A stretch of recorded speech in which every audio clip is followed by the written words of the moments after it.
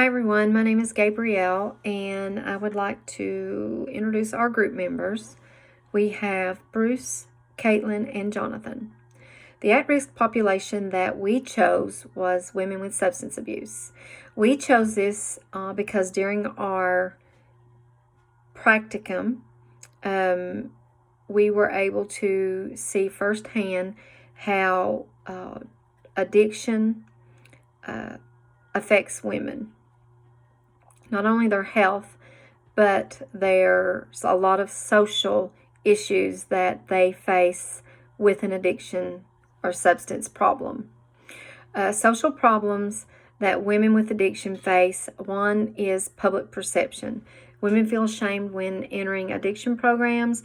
They feel that they are looked down on and that they are unworthy of getting help or treatment. They feel that there's a big difference in how they look at a man and how they look at a woman. The next is women wait longer to get treatment due to the role of being the caregiver. They have children that need to be taken care of. If they leave, who's going to take care of their children?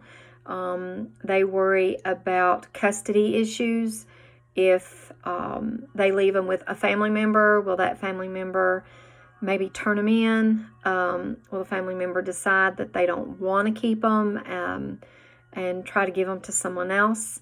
They worry about if they're divorced, their spouse stepping in and taking their children and losing custody. And worst, they worry that the state will step in and pull their parental rights from them. Whether it be temporary or permanent, they worry that they will lose their children. The next one is barriers that they face when attempting to get help. Addicts feel that they are a part of a special group, their social group, and they have their own social standing within these groups. They don't feel that they need help. And there's no one within their group or their circle that's going to give them the encouragement and the support that they need to go get help. So therefore, it takes them longer to admit that they have a problem, and then it takes them longer to step out and say, "Hey, I'm going to go get help."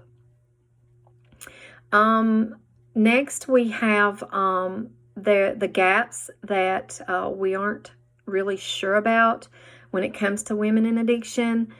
We are unsure what women with addiction actually face due to the different struggles that they have within their lives. Again, children working, losing a place to live, losing custody of their children. Those are all things that we really don't know what women face in their daily struggles. We're unsure of the addiction differences between men and women.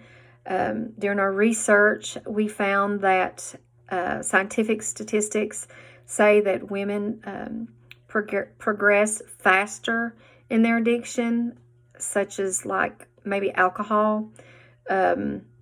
Women have less of stomach enzymes that break down alcohol, and that makes them more vulnerable to becoming addicted. They also have more fatty tissue, allowing the alcohol to absorb quicker into their bloodstream, which also creates an impact on drinking, how much they have to have compared to how much a man has to have. The physical impact on women having one drink equals to a man having 2 drinks, making the brain and other organs exposed to higher levels of alcohol for longer periods of time, which creates medical issues quicker for women.